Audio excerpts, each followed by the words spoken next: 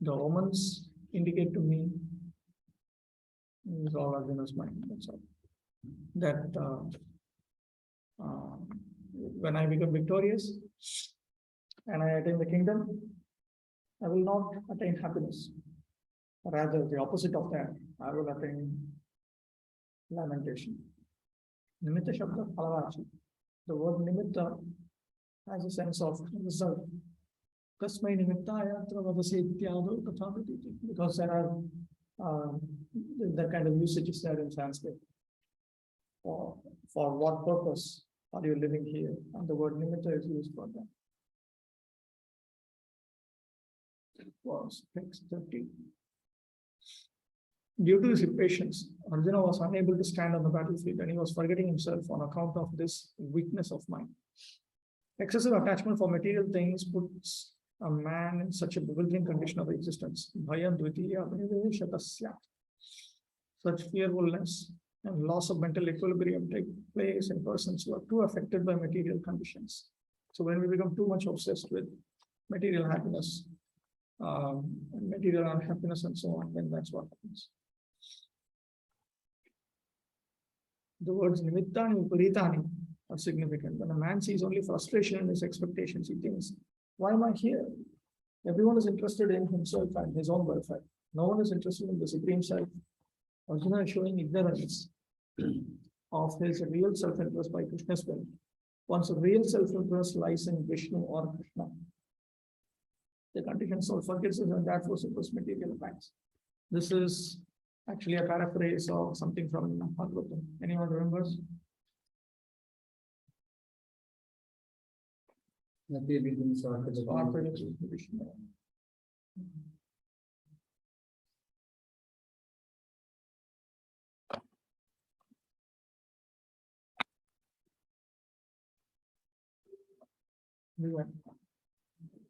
This was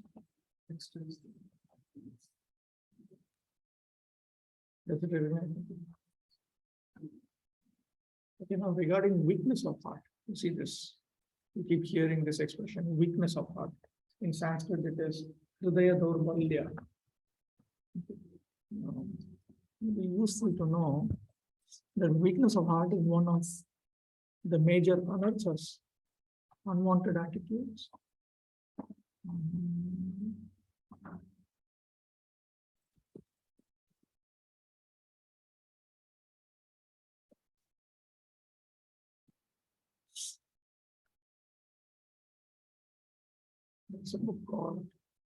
There's a book called Bhajan Rahasya by Bhakti.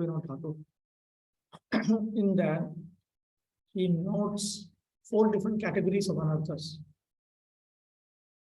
Maya Mugdhasya Jivasya Gyayo Narthas Chaturvidaha Hrid Daurbalyam Chaparadho Satrishna Bhatudhrama. The anarthas of the living entities enchanted by Maya are of 4 kinds.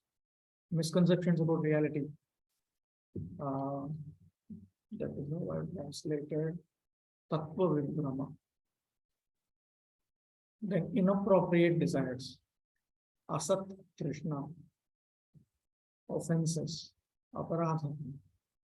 Weaknesses of heart. Hrid Daurbalya. Hriday Daurbalya. Under each category, he has given 4 subcategories. Somebody please remind me in the group that I should upload it into the group. Tattva Vibrahma, misconceptions about reality. Swatattve Paratatveche Sakya Sadhana Tattvayo Virodhi Vishaye Chaiva Tattva Kammas Chaturvidaha. There are 4 kinds of misconceptions about reality. Misconceptions regarding the nature of the Jiva, misconceptions regarding the nature of the Supreme Lord, misconceptions about the nature of the goal of spiritual life and the means to attain that goal, and misconceptions about the nature of obstacles to spiritual progress. So having philosophical misconception itself is an anartha. As long as we have anarthas, we cannot progress and attain bhava bhakti or prema bhakti. Asat trishna, inappropriate desires. Ahikesh vaishana paratrikyeshu chaishana shubha. Bhuti vansha mumukshacha yasat trishna chaturvidha. There are 4 types of inappropriate desires. desires for material pleasures attainable in this life, desires for auspicious material pleasures attainable in the next life, desires for mystic powers, desires for liberation. Aparadha, offenses. Krishna Nama Swarupeshu Tadiyachit Pranayeshu Gyaya Udhaganayir Nityam Aparadhas Chaturvidha.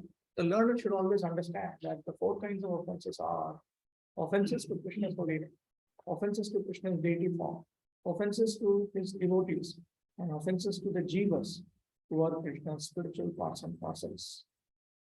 So, Nama Parad, Seva Parad, then you have Vaishnava Parad, then you have Jiva Parad. We are not meant to unnecessarily criticize even non-devotees. If in general, Bhakti Thakur has noted, if criticism is bringing about the welfare of the speaker and the hearer and so on, then that is welcome. And Bhakti Thakur says you can even identify individual persons. Normally in Vedic civilization, criticisms are anonymous and passive.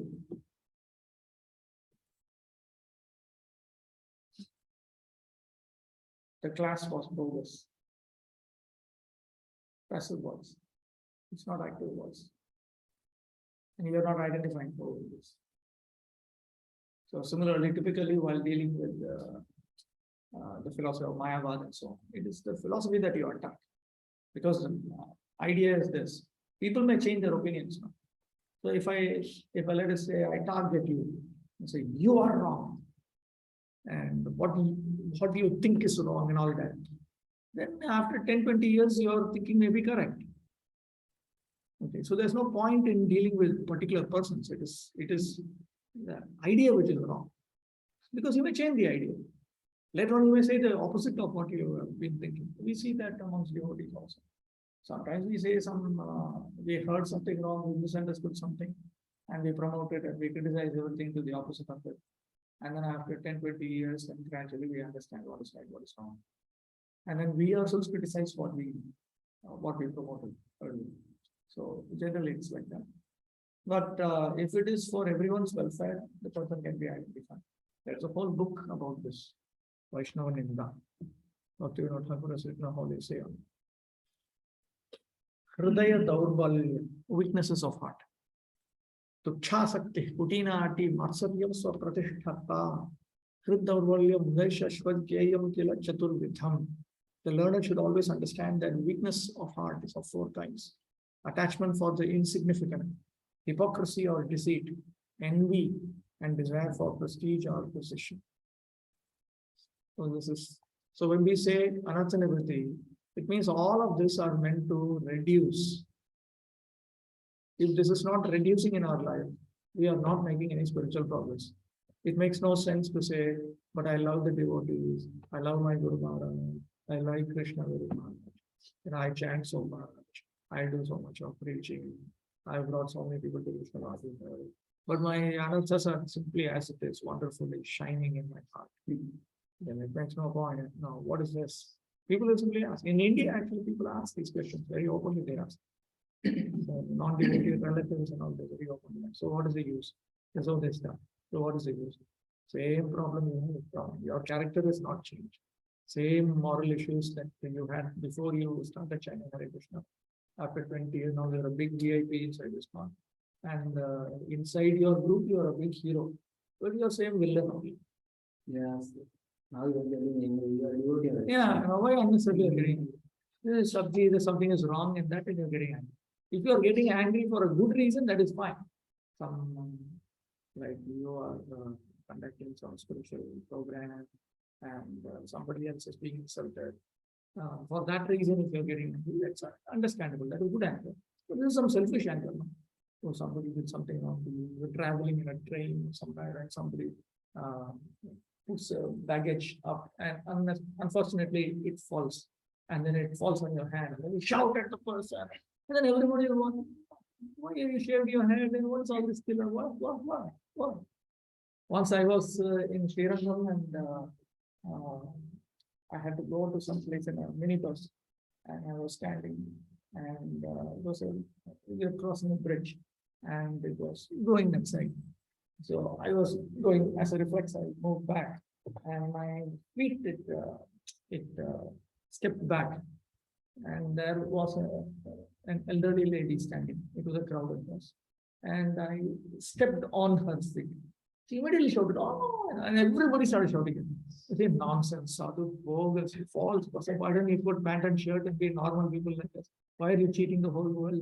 You don't know what to do in life. You don't have a proper occupation. What is this? Only thing is done with it." I'm sorry, very sorry, just sorry. I'll never do this again. It's just a bridge. Sorry. So they expect a lot. In India, they expect a lot. You cannot play the fool because they have a basic. That's a background. The four Vaishnava Acharyas have been preaching in India. Krishna himself, Vishnu Tattvas, they all appear in places where they follow Varnashrama. So there's a long background to all this. So we cannot play the fool. At least in India, it will be very careful. We cannot fake it. Because they keep observing. 25 years they'll be observing. Silently they'll be observing. How you think, how you feel, what you do in emergency, what you do in crisis, what you do when you're opulent, what you do when you're suffering, everything basically also. And before they die, they pass on the remarks to the next generation who is living with fully. So they will be very, very careful about it. Preaching in India actually forces you to be very serious. Okay, text 31.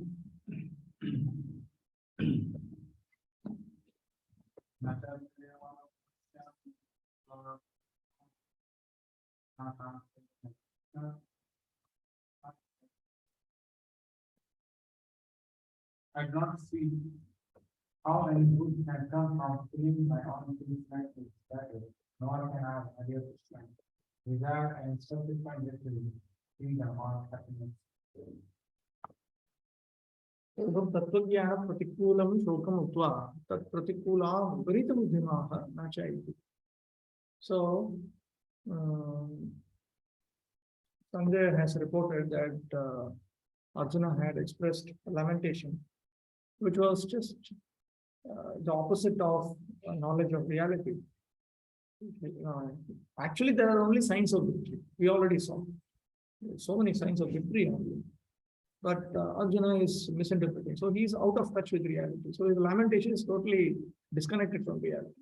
But now he's pointing out that his intelligence is also functioning in an opposite manner. When the intelligence functions in an opposite manner, then you start justifying things. Just you want to give some reason or other. You want to believe that what you're doing is correct, so you come up with some reason for that. That's what he's doing. Ahave swajanam bhaktva shreyam naiva pashyami. Because he is saying that I don't see any good that can come to my relatives whom I'm going to kill. Actually speaking, Dvavimo Purusho Loke Surya Mandala Bhigno Paribhrag Yogi Yuktascha Rane Chadi Loke Khataha. This is a scriptural statement which points out Ityadina Khatasya Shreyasmarana Santur Me Na Kinchit Shreya. For the person who has died in a warfare, in a battlefield, and he's dharmic, and the war is also a dharma yuddha. That person is going to attain the celestial region. He's going to, in fact, attain the region of Surya. Two types of persons attain that region. One is a sannyasi, always engaged in spiritual activity. And the other is a person who has gone in a battlefield. He has not turned back and run back, but is going forward, knowing that he's going to die. Still he's going and fighting, and he's dying. These two categories of people, they will go. So, Arjuna's logic is, this scriptural statement is referring to the person who will die in the battlefield, not the person who will kill. So since I'm going to kill, nothing good will happen to me. Maybe some good will happen to them, but nothing good will happen to me. This is all bogus logic actually. Aswajanam iti chedaha, aswajanam adhepi. And here See, Nacha Shreyona Pashyami, Atva Swajanam. Atva Swajanam can also be split as Atva Aswajanam. Meaning, then the meaning will be that I don't see any good in killing those who are not my relatives. What to speak of me killing my own relatives. Nano Yasho Rajya Labha Trishtam Phalam Asti. But then there's a very visible result. Okay, going to the region of the sun, that is an invisible result, which we cannot see with our with our material and physical senses. But there is matter which can be physically perceived. You will attain fame, you will attain a kingdom. So this result is very much in front of you. Anticipating this,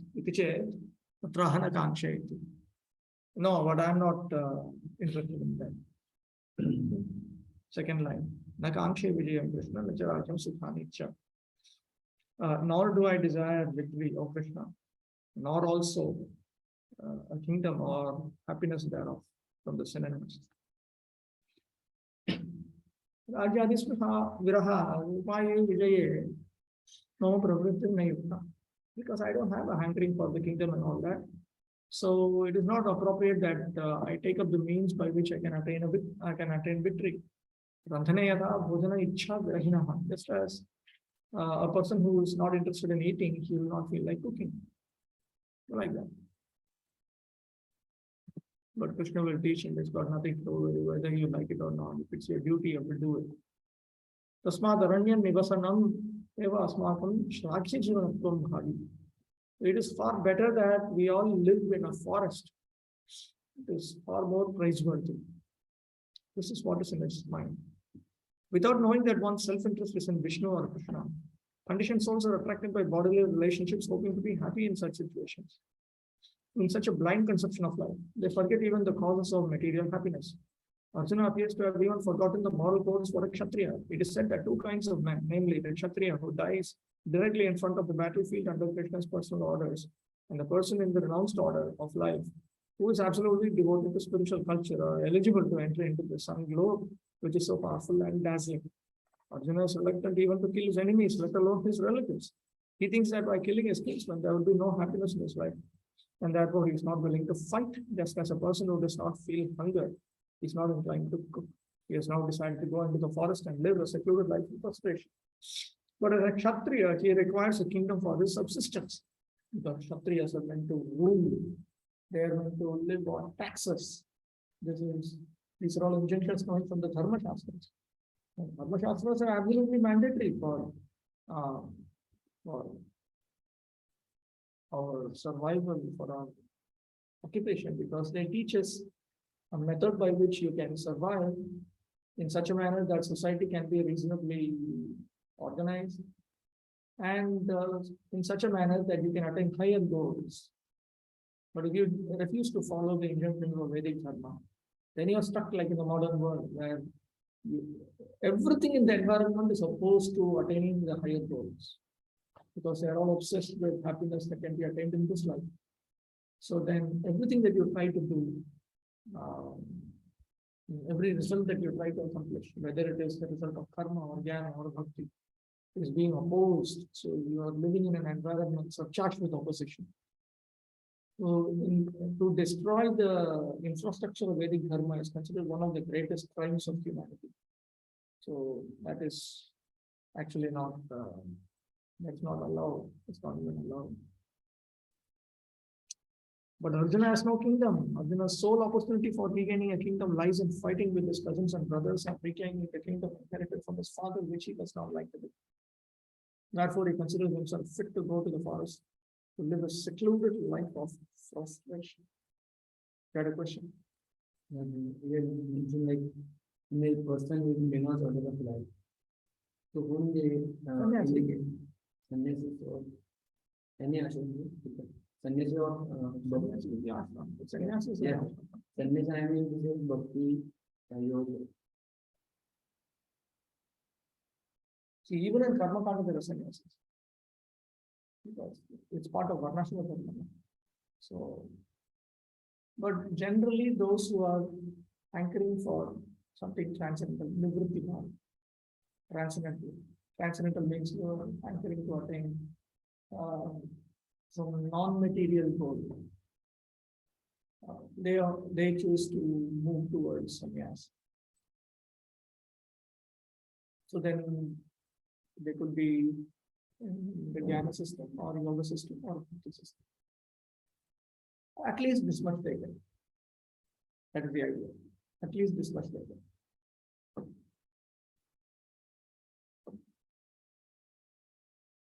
Okay. 32 to 35. Kimno Rajena Govinda,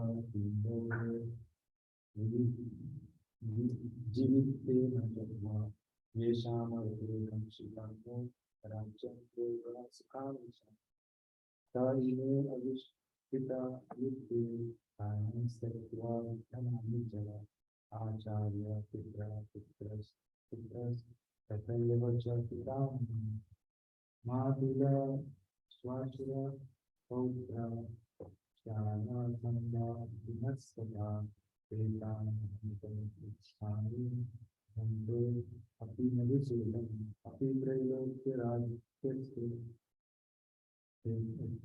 Edo, Kinyo, Mahitulu, Nihatya, Vitarashanya, Kapiti, Janadana. O Govinda, of what avail to us are a kingdom, happiness, or even life itself, when all those for whom we may desire them now are arrayed on this pedestal. O Madhusudana, when teachers, fathers, sons, grandfathers, maternal uncle, father-in-law, grandsons, brother-in-law, and other individuals are ready to give up their lives and property and are standing before me, why should I wish to kill them? Even though they might otherwise kill me, O maintainer of all living entities, I am not prepared to fight with them, even in exchange for the free world. Let alone this earth. What pleasure will be derived from killing the sons of the Rashtra? Govinda, who is referring to Lord Krishna as Govinda.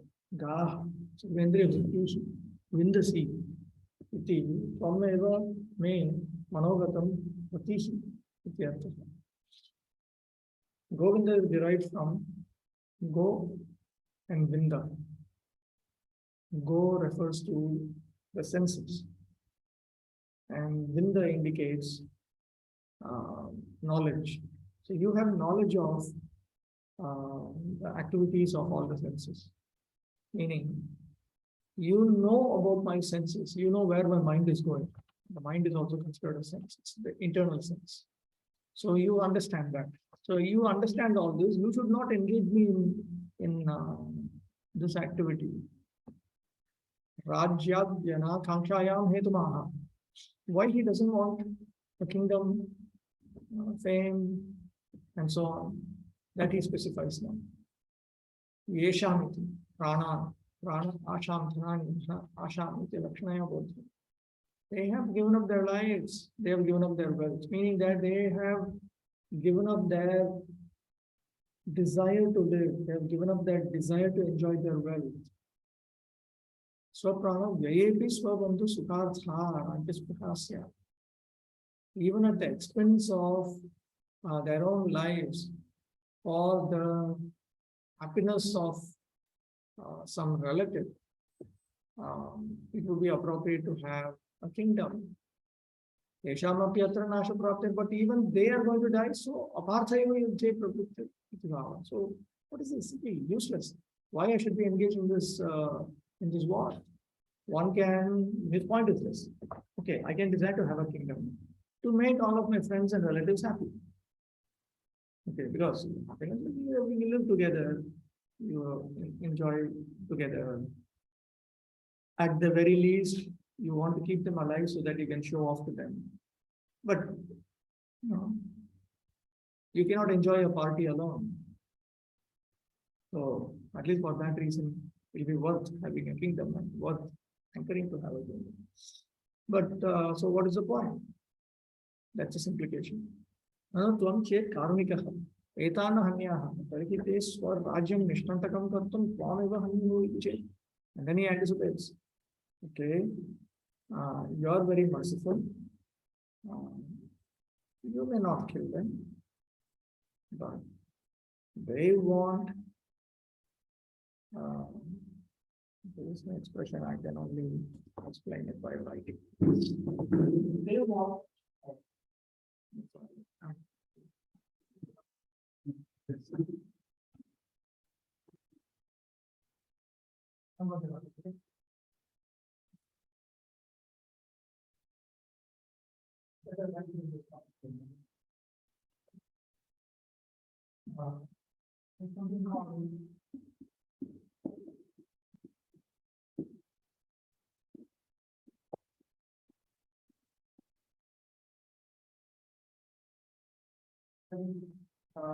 commonly used this expression in the Arthashastras.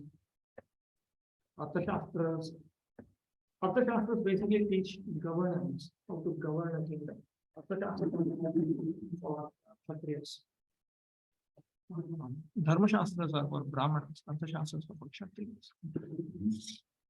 So, Nishkantaka Rajya. Rajya means a kingdom. Kanta refers to thorn. Nishkantaka means thorn-free kingdom. It's like when you walk, you don't want thorns. So this is the fantasy of every Kshatriya who is appointed as a king. Every Kshatriya is not a king. The one who is coronated, Abhishekta Kshatriya, that person is the Raja, that person is the king, and everybody else supports him, helps him. He's more like a captain of a team. And they all want a kingdom which is free from thorns, which means they don't want people saying this is wrong, that is wrong, I know better than this, and they just don't want all these problems. They just want their own yes men who are competent to assist them. And so even if you are very merciful, you don't kill them, because Duryodhana and company, they want a kingdom, and that kingdom should be free from all these thorns, and you are one of the thorns. They will kill you. So anticipating this, he says, Mam Natopi, Satopi, Etan Hantum Ahamna Ichham. Even if I will kill you, I don't want to kill them. Trailokya Rajyasya Praptaye Api Kim Punar Bhumatrasya. I have no desire even to attain a kingdom of the three worlds, the demigods. They are very much interested in the three worlds. Indra is the king of the three worlds. The upper part of the universe has 7 planetary systems. Out of that, you have Bhurvaswa. Then you have the 4 regions above it. The 4 regions above it is all Brahmanical, so nobody bothers about it. They are bothering about the 3 worlds. You find even in Srimad Bhagavatam and in the Puranas, every now and then there is some universal battle between the Devas and the Daityas. And the Daityas want to take over the 3 worlds. Nobody wants to take over Janaloka, Tapaloka, and what is there to take over? It's simply some ashram. If you read Bhagavatam, you understand what it is. Simply sitting and meditating. Janaloka, simply sit, close your eyes and meditate. That's all. No, I think that must be Tapaloka. So one of these regions, they simply do sacrifices. That's all. The entire, just Yajna Bhumi, it's just everybody doing sacrifice. You do sacrifice, immediately the Lord comes and he himself, he asks, give me the offering, they immediately give the offering, immediately gives the son on the spot. It's all over. Only pure Vanaprasthas are capable of living there. And one level higher, I think, Tapaloka, must be Tapaloka, where the 4 Kumaras live. It's simply, they just sit and meditate, Smaranam, I think it's Smaranam. So each one higher is like that. So Brahmaloka ultimately is what? Simply some ashram. There is no shopping mall, nothing. It's just complete. Yeah. That is why that I keep showing the 3 tracks. So somebody please remind me, I print it and do, because I constantly keep referring. Baladev there is also talking about it all the time. So in the first track, But it's why ultimately they end up in Brahmaloka. Now, it may take several lifetimes, it may take thousands of lifetimes also. But you could come to that point where you have no desire other than to please Lord Vishnu. And, at least in order to become sufficiently qualified to enter into Vaikuntha under Lord Brahma's guidance. So then when Brahma is liberated, they also get liberated. That batch gets liberated. Then the next batch comes in. So there's a whole procedure for that. So three worlds is always the major domain. And nobody talks about the four worlds beyond the three worlds. So here Arjuna is saying that I don't even want the three worlds. What to speak of just this earth? What will I do just with the earth? You want to enjoy nicely. Relax. Nanu anvayanitva trasha putrayavantavya. All right. So don't kill all these people who are assembled here, all the followers of Duryodhana and others. Just kill the 100 Dhartarashtras, the 100 sons of Vidvan. That's all. Bahudukha Datrinam Tesham Khate Sukasambhava. They have given you so much of pain. And by killing them, you will become happy. There is that possibility. Tichetatraham Nihatye. Then he speaks this last line of 35. Nihatya Dhatarashtra Anna Kapritisya Janada. Dhatarashtra Duryodhana Nihatyasthatha Nah Pandavanam Kapriti Prasannatasya. What happiness we can attain by killing Duryodhana and the other sons of Dhatarashtra? Nakapi, nothing. Achira Sukha Abhasasmihaya. We are happy for some temporary apparent happiness, not real happiness. Chiratara Naraka Hetu. This is wrong. Just for some temporary happiness, why should I buy my tickets to hell? Why should I take such a big risk?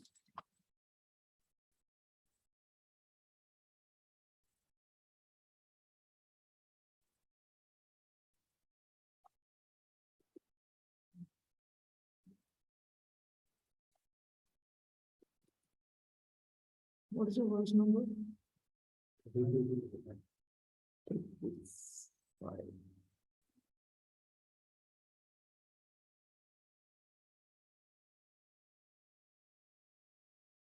Bhatruvata.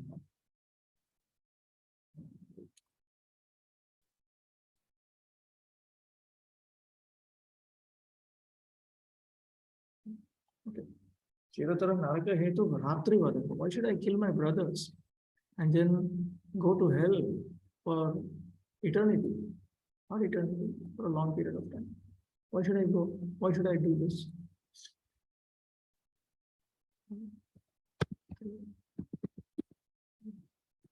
Why you get it? Hey Janavaneti, Yajete Hantavya Karchi, Bhumara Avaharit, Wamevatan, Jaki, not Jaki.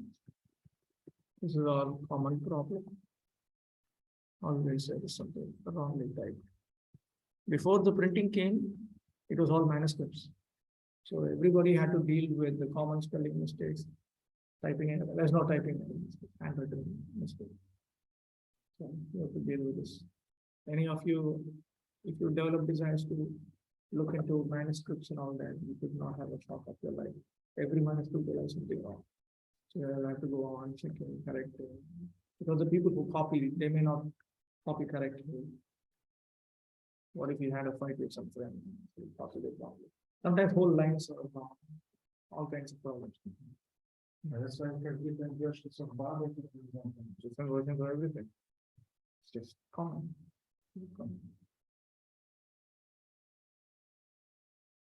Okay. So here he refers to Krishna as Janardana.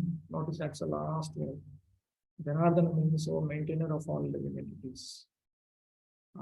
There's a reason why he's saying, if at all these sons of Dhritarashtra need to be killed, you should kill them.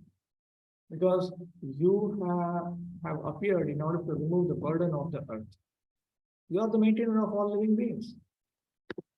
So you should kill them. You are the Supreme Lord. Pareshasya te papaganta sambandha na bhave. There is, and you will have no sinful reaction. You can do whatever you want. You can kill anyone you want. You will have no sinful reaction. But I'll get sinful reaction. I'll go to hell. Why I should be doing all these things? Arjuna has addressed Lord Krishna as Govinda because Krishna is the object of all pleasures for cows and the senses. By using this significant word, Arjuna indicates that Krishna should understand what will satisfy Arjuna's senses. But Govinda is not meant for satisfying our senses.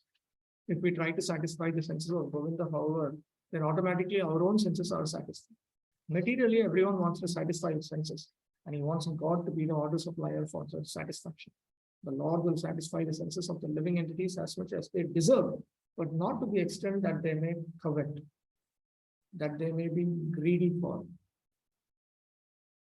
But when one takes the opposite way, namely, when one tries to satisfy the senses of Govinda without desiring to satisfy one's own senses, then by the grace of Govinda, all the desires of the living entity are satisfied. That is because Krishna loves the living entities more than the living entities can love themselves. Krishna loves us more than we can even love ourselves. We will see this.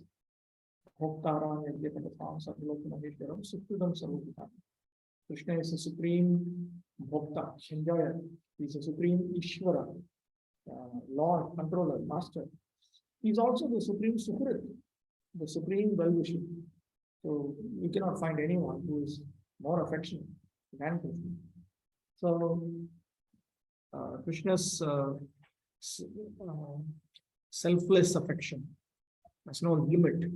So if we just satisfy Krishna's lotus feet, we just serve Krishna, more than one. Arjuna's deep affection for community and family members is exhibited here partly due to his natural compassion for them. He is therefore not prepared to fight. Everyone wants to show his opulence to friends and relatives, but Arjuna fears that all his relatives and friends will be killed on the battlefield and he'll be unable to share his opulence after victory. This is a typical calculation of material life. The transcendental life, however, is different. Since a devotee wants to satisfy the desires of the Lord, he can, Lord willing, accept all kinds of opulence for the service of the Lord, and if the Lord is not willing, he should not accept a farthing. Prabhupada asked Bhaktisiddhanta Saraswati Thakur, how is it that Chaitanya Mahaprabhu was very happy with Sanatana Goswami, who had nothing in Vrindavan, and he was very happy with Ramananda Rai, who was very opulent and very rich. How the same Lord Chaitanya can like one person who is having so much of material opulence, and another person who has given up. Sanatana Goswami was also very rich before, when he was a minister. He gave up everything. So how the same Chaitanya Mahaprabhu can like two persons, one has so much material opulence, one does not, another person doesn't have. And the Lord has equal affection, kindness for both of them.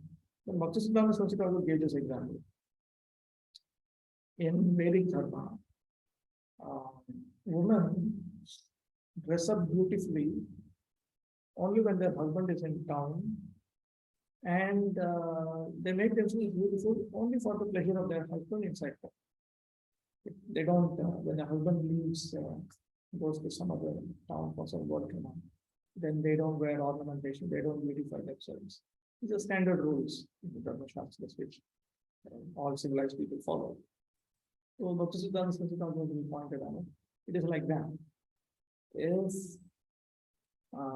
Krishna so desires, the same devotee can accept so much of material opulence, like Ramananda.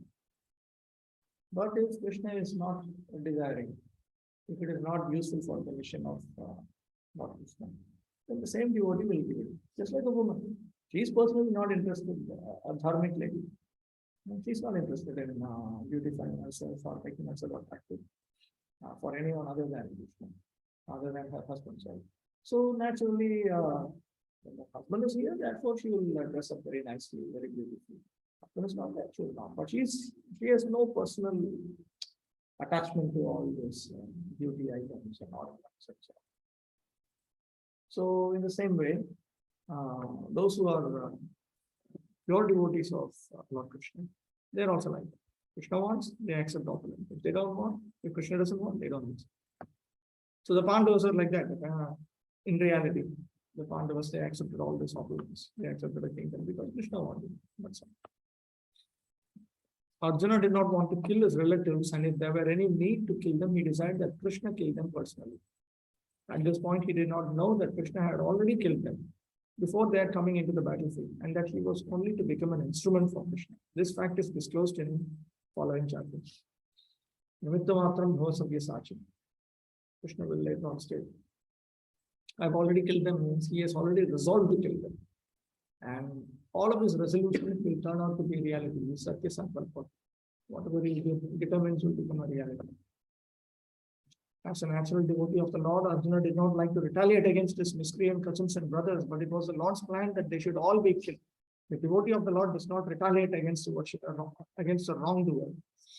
But the Lord does not tolerate any mischief done to the devotee by the miscreants. The Lord can excuse a person on his own account, but he excuses no one who has done harm to his devotees. Therefore, the Lord was determined to kill the miscreants, although Arjuna wanted to excuse them. Okay, 36.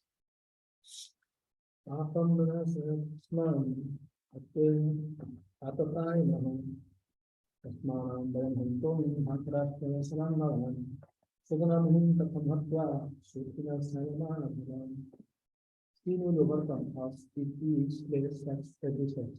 Therefore, it is not proper for us to kill the sons of Dhritarashtra and our friends. What will we gain, O Krishna, husband of goddess of fortune, and how could we be happy by killing our own kinsmen? Then Arjuna, he considers that Lord Krishna might be thinking, Nanu, Agnido Garvas Chaiva Shastrapana Dhanapahara, Kshetradharapaharicha Shadete Yatataina, Atatayana Mahayantam Hanyaliva Vicharayam, Atatayi Vati Toto, Antur Bhautikashchana.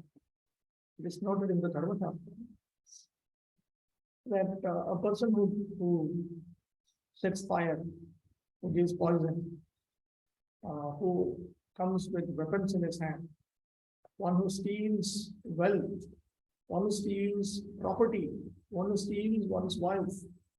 So you have in this way 6 categories of aggressors. Aggressors means that they attack aggressively. When such a person approaches, then without a second thought, you can kill them. Even in modern law, when you kill under self-defense, you are given immunity, you are protected. Or for instance, when like in war is nothing but killing. So you are protected. So there are specific situations when in Vedic law also you are protected. So these are situations, 6 situations where you can just close your eyes and just attack and kill. There is no crime, no defect in killing such aggressors whatsoever. So Lord Krishna has this. So Arjuna thinks that Krishna might be thinking about this. However, they had done all of this to the Pandavas. It's amazing. Normally, you would have one type of article. They've done all of this. All of this they did. It's like 6x. If you pay Resham Shad Vidvan.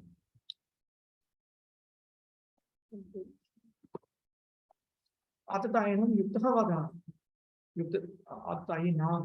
So it is certainly appropriate to kill aggressors of all the 6 types.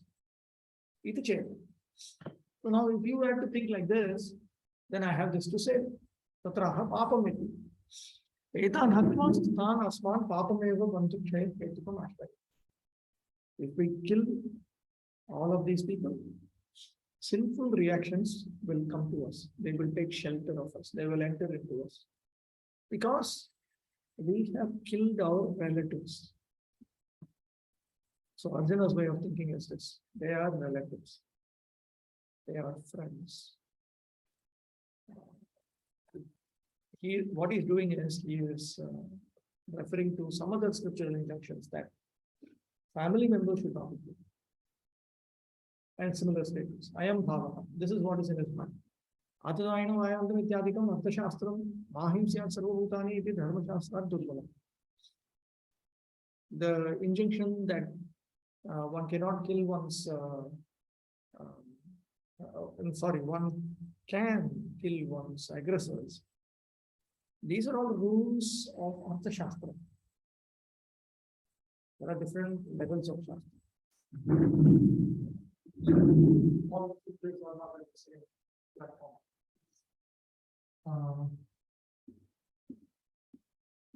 Moksha Shastra is the highest.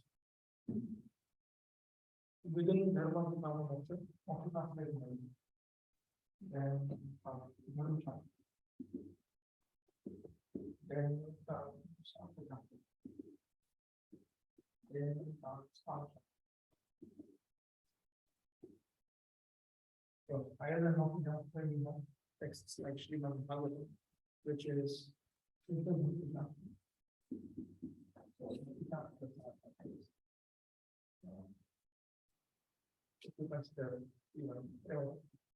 so the lower injunctions are only accepted as long as they don't contradict the higher injunctions. The lower injunctions are only accepted as long as they don't contradict higher injunctions. In fact, as one progresses higher and higher and higher, he does not even look at the lower scripture. Like for instance, those are interested in liberation. They don't even want to touch Kama Shastra or the time. Just it's all possible. All the Karmis for them, Kama Shastra is there. So it's just some third class. I don't want to be bothered about it. So they generally don't want to touch.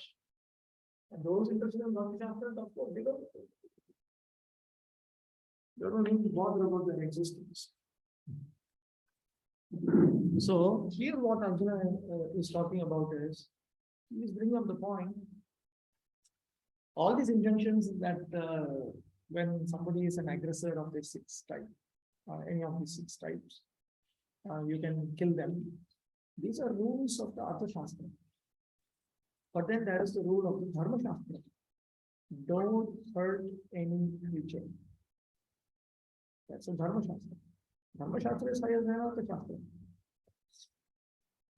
Tasman Durgalartha Shastra Balena Pujanam Drona Bhishmadina Vadata Papa. So certainly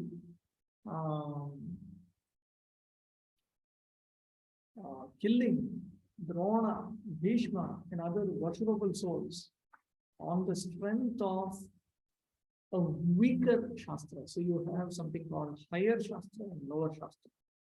Stronger scripture and weaker scripture. So Artha Shastra is weak compared to Dharma Shastra.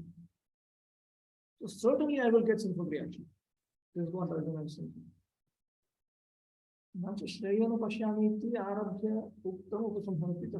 So this he has been giving some arguments from text 31. He now summarizes it. Tasman Arha Vayam Hantu in the second and third lines of text 36. Papa Sambhavat, because it can lead to sinful reactions. Daihika Sukhasya Api Abhavavcha. And on top of it, I cannot even get ordinary material happiness, bodily happiness.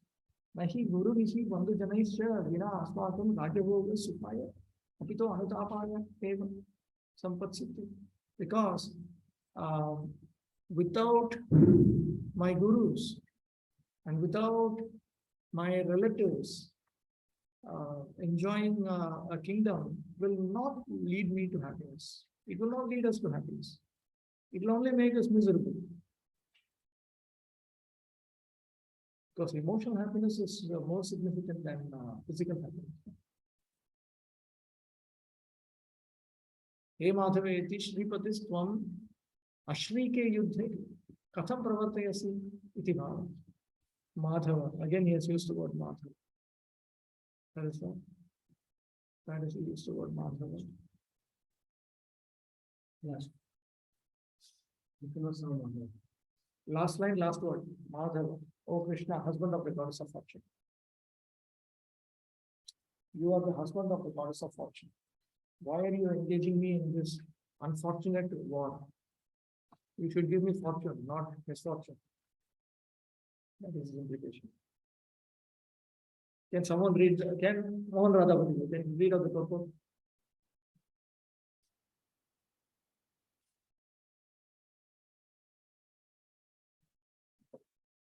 According to very mentions, there are six kinds of abuses. A poison giver, one who satisfies the house, one who attacks very weakness, one who plunders riches, one who occupies another's land, and one kidnaps her. Such abuses are at once to begin, and no king in the earth has seen such abuses. But in of abuses is quite difficult and in ordinary man. But Arjuna was not an ordinary person, he was sent by God. And therefore he wanted to be with them in sentiments. This kind of gentleness, however, is not quite clear. Although a responsible man in the administration of the state requires the sentiment, it should not be quality. For example, Lord Ram was so friendly that people can now access to live in the kingdom of Lord Ram. But Lord Ram never showed any violence. Ravana was aggressive against Ram because Ravana kidnapped Ram for Sita. But Lord Ram gave him the teaching lesson and parallel in history of the world. He had not stayed farther, but he considered a special type of aggressor, meaning his own grandmother, own son, grandmother, etc. Because of them, Arjuna thought that he should not take the serious state of negotiation against ordinary aggressors. Besides that, 20% are advised to politics. 70% are more important than any political meeting. Arjuna considered that rather than taking own reasons for political meeting, it would be better to fight them on grounds of freedom and sanity behavior. He did not therefore consider such killing profitable simply for the matter of conservative politics. After all, freedom and pleasure derived therefrom are not permanent. The Vasudev is life and death are salvation by killing those people. Arjuna's addressing of Krishna as Manava or the husband of the goddess of fortune is also significant in this connection. We wanted to point out to Krishna that as a husband of the goddess of fortune, he should not induce Arjuna to take up a matter which is ultimately believe about his fortune. Krishna, however, never gives to Arjuna. Say nothing of his truth. 3738. यद्यपि ते न पश्यति रोगोपहत्ते सः विलक्षयहितं दोषं मित्रद्रोहीचपाठितं कथं न मेयं सन्धिपापात्स्मिन् ईरितं विलक्षयहितं दोषं पापाक्षरिः Janardan. O Janardhan, although this man, their hearts overtaken by grief, see no point in killing one's family or carrying his friends. Why should we, who can see the crime and destroying a family, engage in this act of sin? ननु आहूतो न निवर्तेत गीतादपि रणादपि विदितं क्षत्रियस्य इति क्षत्रधर्मस्मरणा तैराहूतानां भवतां युद्धे प्रविश्य युक्ता इति चेत्. And then Arjuna thinks that Krishna might present another objection. It is well known that Kshatriyas they cannot refrain, they cannot refuse an invitation to engage in gambling or war. That is the duty of a Kshatriya, Kshatriya Dharma. So that is noted in the Smriti. So because of that, he anticipates that Krishna will make another argument. Okay, all of you have been invited for a war. So it's appropriate that you participate in the war. So then, with that in mind, he speaks two verses, 37 and 38 here. पापे प्रवृत्तो लोभः तेषां हेतुः अस्माकं तु लोभविरहः न तत्र प्रवृत्तिः. No. Uh, those who are greedy to engage in activities which will lead to sinful activities, they may have such ideas that we should engage in a war. But we don't have these problems, so we don't need to engage in the war. फलतोऽपि च यत्कर्म न अनर्थेन अनुबध्यते केवल प्रीतिहेतुत्वात् तद्धर्मम् इति कथ्यते. What is dharma? Dharma is that activity which does not produce as a result calamities, which only brings about happiness. That is dharma. This is only going to do so much of misery. Not dharma.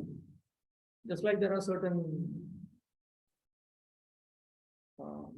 sacrifices which are very violent. And they are in the gray area. They are not, you don't actually engage in each and everything that is allowed in the Vedic Shastra. They are all Samya Karma. Many of these Samya Karma activities produce a lot of distress. Like for instance, animal sacrifices. We know from the Gauranga, little after the Puranjana episode, that's a discussion between Narada Muni and King Catuspathi. Around that, he shows Catuspathi. See, there are so many animals. You have unnecessarily sacrificed so many animals. Okay, some you may do it properly, but you may also kill some animals unnecessarily. They are all waiting for you. After you die, when you are taken to hell, they're going to eat you up. So there's always some risk involved. Actually, in the Vedic scripture, material dharma is allowed with the statutory warning. Just like in today's world, there are certain activities which are certainly considered criminal activities. Like you steal a bank, crime. You murder someone. Generally, it's a crime. You rape someone, crime. You smoke, you drink, it's not a crime. But everybody will tell you it's bad, it's bad, it's bad. Cigarette packets will be writing. Statutory warning, it's not good for health. So similarly, Kamya Karma, activities of Vedic Dharma which are optional, they are allowed in the scripture with these warnings. Yes, you can marry, statutory warning, dangerous for health. But it's okay, it's all right. It's not a crime, you will not put you in jail. But it's dangerous. So, like this, even for these activities or these animal sacrifices and so on, they are very dangerous activities because any moment you can slip and you can just do something wrong. You are given facility for sense enjoyment, restricted sense enjoyment. But the problem is we have been engaged in sense enjoyment for millions of lifetimes. And you just want a little bit explore the other side. Little bit, all right, it's just very exciting. It's all right, just a little bit, So that problem is always there. You're taken to the borderland between dharma and adharma. It is almost next to adharma. It is not adharma. It is a gray area. It's not black. So that problem is there, and there's a risk that you may do it. And habitually, we know, just like in the conversation between the Vishnu Dutas and Yamadutas, Bhagavata, 6th canto. There, the Yamadutas, they say, we know that even when the people do pious activities, they will do something wrong. So all human beings will come under us, because this question Vishnu Dutas asked: why you people came here? Which people are under you? So then they say that all human beings are under us. All human beings who engage in material activities are under us. Now there are two types of material activities: sinful material activities, sinless material activity. Sinless material activity is pious activity. But even when you do pious activity, you will slip, something you will do wrong. It's very, very rare to only do pious activities. Very, very rare, easily seen. So those kinds of things are not taken very seriously. So that's Arjuna's logic. So many things are there in Vedic scripture also, but they may lead to a bad consequence, like with all these problems. So this war also is that kind of dharma. So why I should follow? No, I'm not follow. It is not dharma. It is not pure dharma. It is not. It is not the sort of dharma that I am meant to follow. Then what about that other injunction? That when a Kshatriya is invited for gambling, when he's invited for war, or that he has something in his mind. Ahuta ityadi shastram tu kulakshayat dosham vina bhuta vishayam.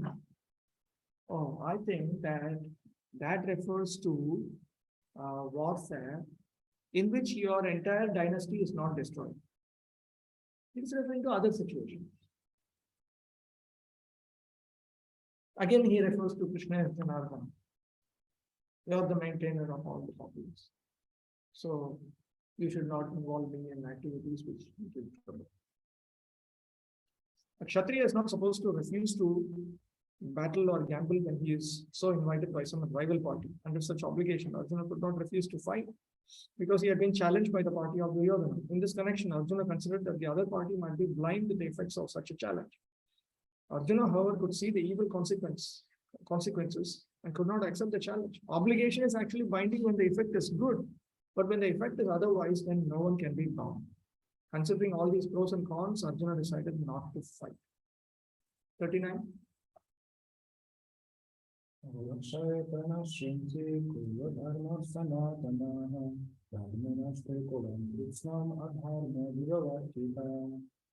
To the destruction of the dynasty, the eternal family tradition is vanquished, and thus the rest of the family becomes involved in religion. What are the problems that can come about by the destruction of the dynasty? He now elaborates. Kuladharma, Ulochita, Agnihotra, Rayot, Sanatana. Kuladharma, Paraspara, Parampara.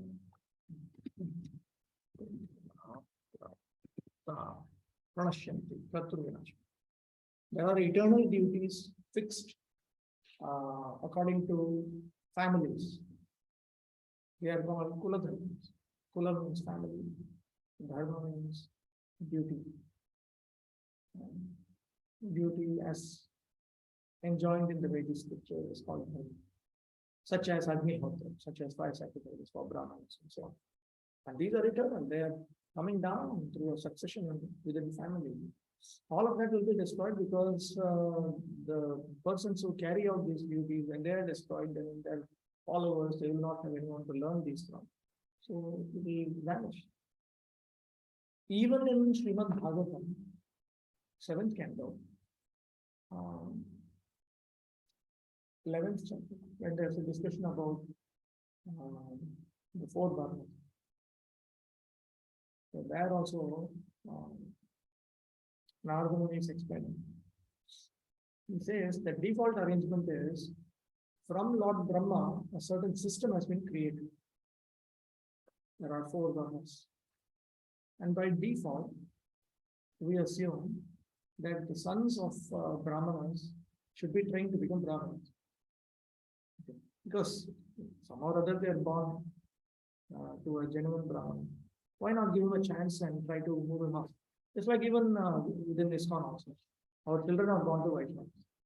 Now, the parents have taken to Krishna consciousness by their own choice.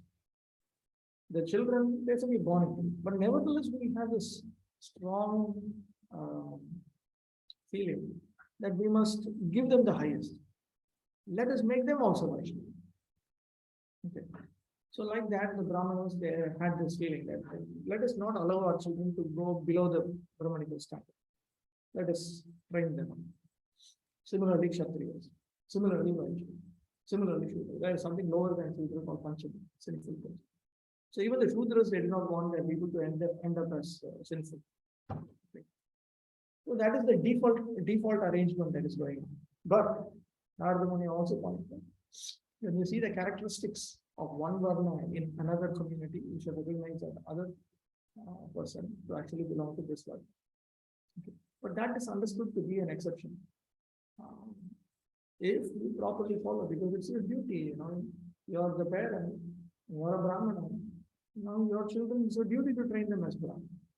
Because childhood experience is a very powerful experience.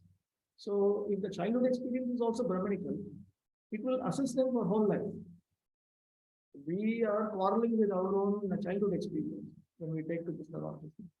But if the children are already brought up in a Brahmanical environment, for them the Brahmanical standards are normal. It's just normal. Like our children, for them to follow further Vedic principles, if they are brought up properly, they will tend to think it is normal. Okay, if you're hungry, you eat lacto-vegetarian foods that's offered to Krishna. Not that when you're hungry, you go eat meat. So that training is being provided. So same way in Varnashram Dharma also, that training was there. Therefore, Kula Dharma was considered very, very important. Not that Kshatriya's son, Kshatriyas are not trained to be selfless. Be willing to die for the community. Be willing to give up your life. And he becomes a selfish Shudra. So, Kula Dharma was considered a very important factor in Varnashram Dharma, and Arjuna was very much worried. Kula Dharma will be destroyed. Uteti api arche, Krishnamityanaina sambadhyate. Dharme nashte satya avashishtam baladi Krishnamapi kulam adharmaha animam. When dharma is destroyed, then adharma will overcome the rest. Younger generation, woman, everything will be destroyed.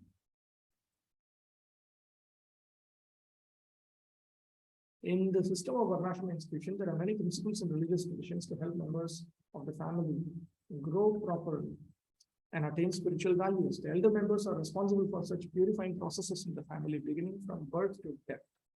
But on the death of the elder members, such family traditions of purification may stop, and the remaining younger family members may develop religious habits and thereby lose their chance for spiritual salvation. Therefore, for no purpose should the elder members of the family be slain. 40. When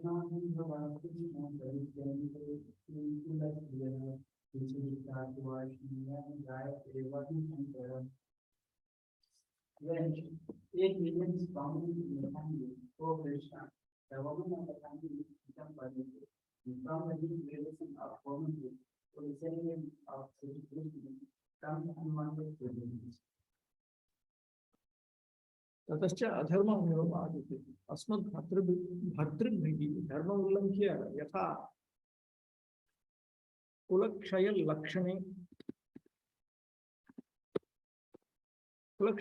पापे वर्धितं तथा अस्माभिः पातिव्रत्यम् अवज्ञाय दुराचारे वर्धितव्यम्. So then the ladies will start to think, anyway our husbands have broken dharma by destroying they have engaged in sinful activities characterized by the destruction of the family. So we can also give up our pativratya, our adherence and chastity to our husbands. And we can also engage in sinful activities. We know from Srimad Bhagavatam. Let me show you.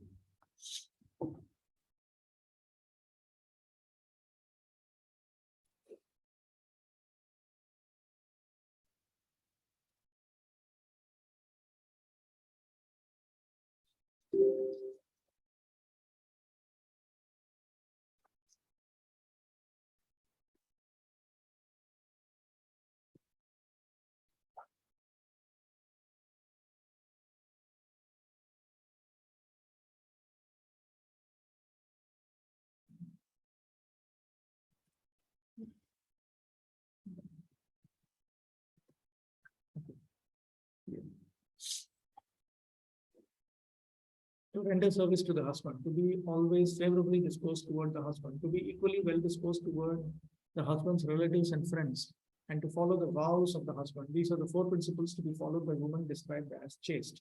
So this is called pativratya. So this will be destroyed. They will become chaste. They will just give up these principles. Durachare Vartatavu, and then they think that we will also engage in sinful activities. What everybody is enjoying life, we will also enjoy life. Let's go on. They will all think like that, which is actually what has happened to India more or less. तथा अस्माभिः पाठितं इति दुर्बुद्धि हताः कुलस्त्रियः प्रदुष्येयुः. So in this way, the family ladies, they would be injured and become unintelligent, and they would deteriorate. Good population in human society is the basic principle for peace, prosperity, and spiritual progress in life. The Varnashram religion's principles were so designed that the good population would prevail in society for the general spiritual progress of state and community. Such population depends on the chastity and faithfulness of its womanhood. As children are very prone to be misled, women are similarly very prone to degradation. They can be very emotionally and very easily swayed. Therefore, both children and women require protection by the elder members of the family. By being engaged in various religious practices, women will not be misled into adultery. According to Chanakya Pandit, women are generally not very intelligent and therefore not trustworthy. This intelligence should be understood to be scriptural intelligence, the intelligence that is required to follow dharma in order to attain the result of karma or jnana or yoga or bhakti. One requires a certain type of philosophical discrimination. For that, women are weak in that. They are more easily disoriented by what they see in their sense perception. So the different family traditions of religious activity should always engage them, and thus that chastity and devotion will give birth to a good population eligible for participating in the Varnashram system. See, the Varnashram system requires those who are eligible to participate in it. Everybody cannot participate in the Varnashram system. Prabhupada makes this point in the 7th canto also.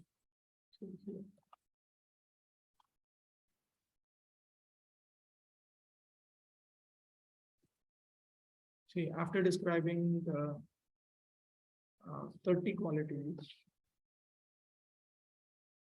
after commenting on that, Prabhupada notes this. After giving a general list of 30 qualifications for one's behavior, Narada Muni now describes the principles of the 4 Varnas and 4 Ashrams. A human being must be trained in the above mentioned 30 qualities, otherwise he is not even a human being. Then among such qualified persons, the Varnashram process should be introduced. So the Varnashram process is only for those who have already accepted the principles of Bhakti and Jnana, those who accept the restrictions of Bhakti and Jnana. If you go higher and higher, you will find more and more restrictions. Just as karma, just ordinary Varna Dharma, Ashrama Dharma, Stri Dharma, it has more restrictions than Adharma. You go one level higher, you come to Jnana, Jnana Dharma, that's called. You have Karma Dharma, Jnana Dharma, Yoga Dharma, Bhakti Dharma. In Jnana Dharma, you have more restrictions. Yoga Dharma, even more restrictions. Bhakti Dharma, even more restrictions. Okay. So as you go higher and higher and higher, Vairagya, Vidya, Bhakti will be higher and higher and higher also. That is natural, that is. So one requires to be eligible for participating in the Varnashram system. Those who are not eligible, for them, they will dislike each and everything in the Varnashram system. There are a number of people who are involved in Krishna consciousness, but since they are not cultivating those 30 principles of the Bhakti system and Jnana system very rigidly, therefore they have severe distaste for the Varnashram system. It's natural. If you don't do the preliminaries, you will not have any appreciation for anything which is favorable for them. Varnashram Dharma is favorable for them. If you are not interested in attaining sadhana siddhi, then you will have no attraction for Varnashram Dharma. Actually, you will simply find it to be just a nuisance. What is this? You cannot do this, you cannot do this, you cannot do this. Hundreds of don't do. Very few do's. Mostly it is wrong. But that is very natural for anyone who wants to attain internal realization. Whether he wants to attain, even if he wants to go to the heavenly planets. Because for all of that, you require some sense control. You require to be controlled. You cannot go to the heavenly planets if you are just a sensual person. You have to be a sinless person. Even if you want to go and enjoy with all the apsaras in the heavenly planets, you need to follow the four regulative principles. You can touch your wife only to have sex in order to have a child whom you will cultivate, whom you should train up in dharma. So if one is not even restricted in one's sexual activity, you cannot even hope to attain the heavenly planets ordinarily. This karma, karma. On the failure of such varnashama dharma, naturally the woman becomes free to act and mix with men, and thus adultery is indulged in at the risk of unwanted population. Irresponsible men also provoke adultery in society, and thus unwanted children flood the human race at the risk of war and pestilence. Irresponsible men, they exploit the situation so wonderfully.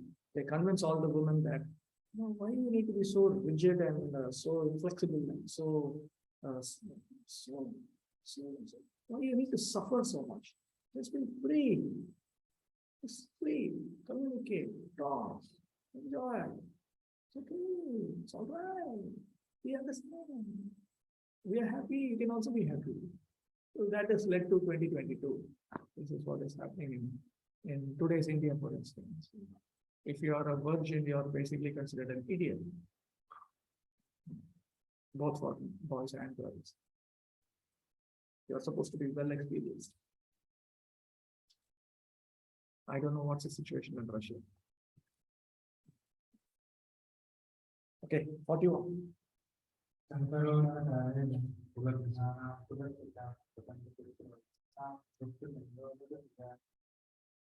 increase of unwanted population, certainly causes any life, both for the family and for those who destroy the family. The ancestors of this terror families fall down because the performances of offering them food and water are entirely stopped. Not only these people who destroy the families fall down into hell. Their forefathers, pious forefathers, they will also fall into hell. Because there will be nobody to perform these performances of Shraddha and so on, and transfer them sufficient sukriti so that they can stay in Pitraloka and so on. Pitraloka is not first world, it is second world. Swarga is first world. Pitraloka is second world. Human, of course, is third world. That's all right. Vilupta Pindadi Kriyaha Santapate Naraka Yaiva Patanti. So, because they don't, nobody is offering them all this Vishnu Prasad, they will also fall. So you are going to hell, and all the good people whom you have sent to semi-heaven, you are dragging them to hell also. It's unnecessary. According to the rules and regulations of fruitive activities, karma kanda, there's a need to offer periodical food and water to the forefathers of the family. This offering is performed by worship of Vishnu, because eating the remnants of food offered to Vishnu can deliver one from all kinds of sinful reactions. Sometimes the forefathers may be suffering from various types of sinful reactions, and sometimes some of them cannot even acquire a gross material body and are forced to remain in subtle bodies as ghosts. Thus, when remnants of prasadam food are offered to forefathers by descendants, the forefathers are released from ghostly or other kinds of miserable life. Such help rendered to forefathers is a family tradition, and those who are not in devotional life are required to perform such rituals. So the basic idea is this: anybody who has helped you should be helped back in return. This is also the logic for why the rest of men are supposed to take care of their own father and mother. So Prabhupada explains, when you were a small child, you were basically invalid. You could not even eat. Somebody had to feed you. So when you were invalid, your mother and father took care of you. So when they become invalid, you're supposed to take care of them. It's just the regular duty within the Grihastha system. Grihastha life is actually 3 generations living together. And 3 generations live together and they all participate in their respective duty. That is actually Grihastha life. You can experience, at least to some extent, the benefits of Grihastha life as taught in the scriptures, and you do it properly. So even to take care of one's own parents, that is one thing. What to speak of departed pious forefathers? They should also be taken care of. And those who are, okay, one who is engaged in the devotional life is not required to perform such actions. So those who are Nirapeksha devotees, track 3, they're in devotional life, which means that's the only thing they do. They only engage in one or more of Shravanam, Kirtanam, Vishnu, Smaranam, Padasam, Archana, Vandanam, Nasim, Sakyam, they do not need to do this Karma Kanda ritual. But in track 1 and track 2, they have to do this. Track 2, they do it for public welfare, to teach others that you must do. They're like the teacher group. Track 1 is the student group. Track 1 people have to do all this. You don't do using nothing. You don't progress because these things are very important in Varnashram Dharma. Shraddha is one of the major, such a headache to deal with all these material obligations. But what to do? If you want to go back to Godhead as slow as possible, you have to accept all these regulations. Simply by performing devotion service, one can deliver hundreds and thousands of forefathers from all kinds of misery. It is stated in the Bhagavatam, Devashi Bhutapanam Pitanam, Nakim Karo Nayam Venicharagam, Savapmana Yasharam Sharangam, Gatomutum Parifruti Kartam. Anyone who has taken shelter of the lotus feet of Mutundata, giver of liberation, giving up all kinds of obligation, and has taken to the path in all seriousness. This is Nirapeksha. Track 3. Owes neither duties nor obligations to the demigods, sages, general living entities, family members, humankind, or forefathers. Such obligations are automatically fulfilled by performance of devotion service to the Supreme Personality of Godhead.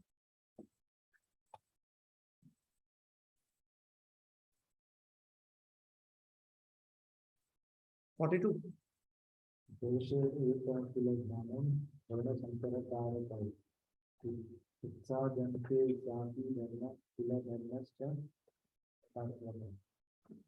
By the evil deeds of those who destroy the family tradition, thus the right one was in all kinds of family projects, all kinds of community projects, and family welfare activities are devotion. So now he summarizes the problems that can occur in 2 verses, text 42 and 43. Jati Dharma refers to duties by birth, and that refers to the duties of Kshatriyas, etc. Kula Dharma refers to the uncommon duties of particular families. See, the Varnas are major divisions in society, sectors, you can call them. Brahmana sector, Kshatriya sector, but within the Kshatriya sector, there is so many small. Some people, for instance, take care of the treasury. Some people they take care of the forts. So many divisions. Within Brahmana also, some people are priests, some people are teachers. Some people become ministers to the king.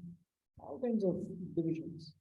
So within that, particular families focus on particular areas and they train their boys in that. So in that way, society was more important than family, and family is more important than individual. That concept is very strong in the Vedic system. So therefore, they would cooperate together in this manner. Cha Shabdat Ashrama Vipadma Grahya.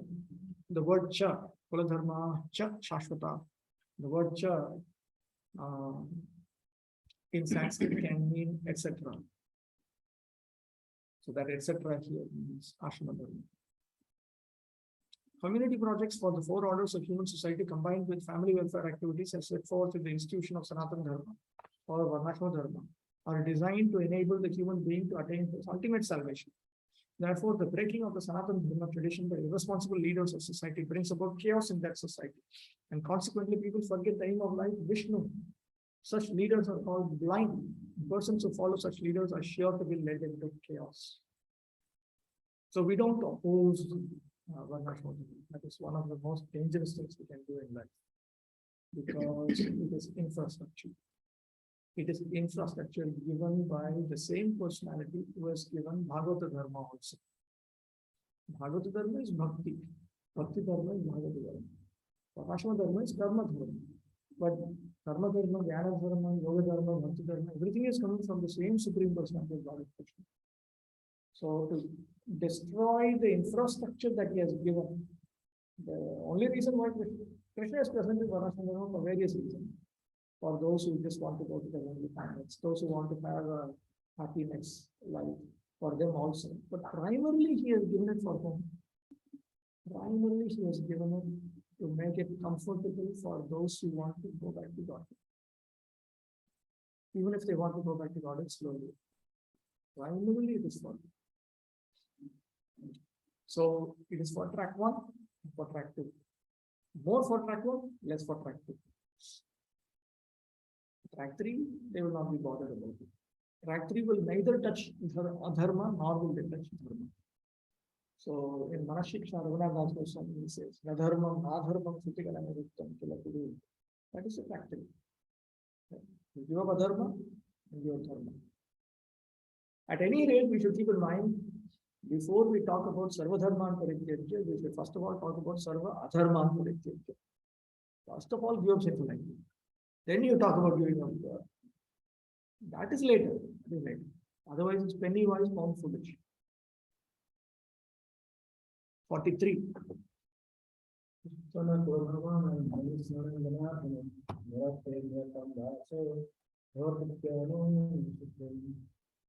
Krishna, then I am here by the city. Suppressing that, though it would handle it as a third, dual well. Prayashchittam akurvana, papeshu niratam nara, apashtatapina kashtan nirayam yanti daruna. It is mentioned in the scriptures that human beings who are absorbed in sinful activities and who do not engage in prayashchitta or atonement and who don't repent, they are definitely going to go to the terrible hellish worlds and experience great difficulty. So, all of this arrangement is very, very important. There is a system in the Varnashram institution by which before death one has to undergo the process of atonement for his sinful activities. So the idea is this. When I was in my youth, I committed so many blunders. At least now, I just don't want to go to hell. Is there a method by which I can not go to hell? So if you engage in prayashchitta dharma, that's a whole category. The Dharma Shastri is prayashchitta, so you get one full canto for prayashchitta. Oh many, because they know, Krishna knows very well that they will do something wrong, and then later they'll become very mature when they're 40, 50. And then at that time they will realize that I cannot be the king of the universe. I should actually cool down. And at least I should not go to hell. So they engage in the activities of prayashchitta with a sense of repentance. A typical prayashchitta process is this one. What is it called? The one where